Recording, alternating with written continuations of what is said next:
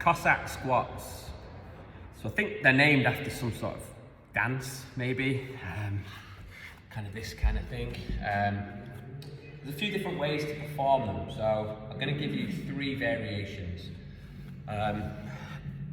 All of them are just as valid as one another, just depending on people's range of movement, balance,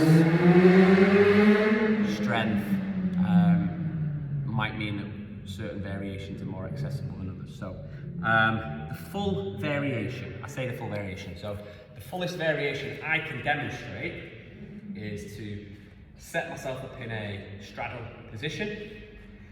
I'm going to shift my weight over to one side. I'm looking to keep this foot flat of the side that I'm traveling to. And I'm trying to stay as tall as I can. So if I just shift around here, I'm trying to stay as tall as I can. But I have to personally, I have to send my arms out for a counterbalance. And the more flexible I get, the more I might be able to bring my arms in closer to my body, sit tall, and avoid that falling over to the back.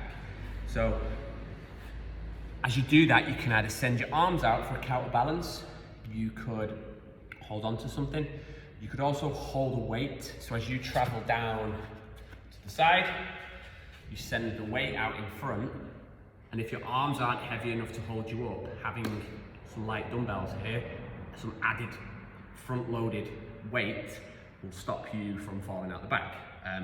But yeah, you're gonna go up and then back down to the other side, and the same thing, you pass the weights out.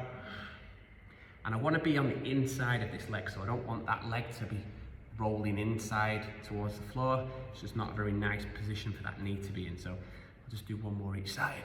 So there.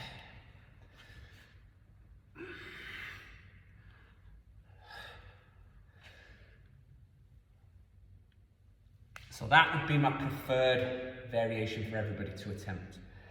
If you can't do anything that looks like that, either through range of movement or strength or balance, then you can start to let that heel come up off the floor as you come down.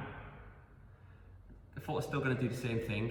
I'm still going to have this knee on the outside of my arm, but you're able to stay a lot taller in this position. And then I would come out, come down, and then when necessary let the heel lift. Might need your arms for a bit of balance here and there because you are precariously balancing on the ball of this foot.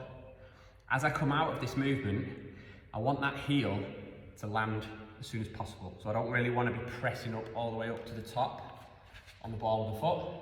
As I'm coming out of that position, I want to get the heel to the floor. So I'm pushing through the whole of my foot as soon as possible, as soon as my flexibility allows. So that would be the second variation. And then the third variation, again,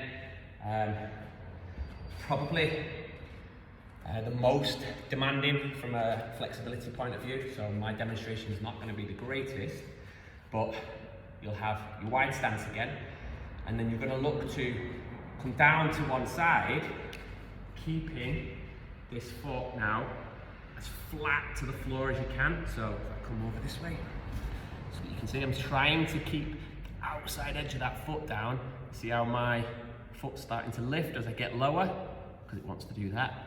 But I'm trying to keep it flat and pointing to 12 o'clock as well. And then I'll go to the other side. This side's a little bit better. But I'm trying to roll that foot down towards the floor. So depending on where your restrictions lie, mobility-wise, there's 3 variations there for you to attempt. If they're all equally as tricky, try all 3. If some of them feel really easy, maybe move away from those and practice the ones that feel like they're a bit more of a challenge for where you're currently at with your mobility. Okay, so there we have Cossack squats and 3 variations of that squat.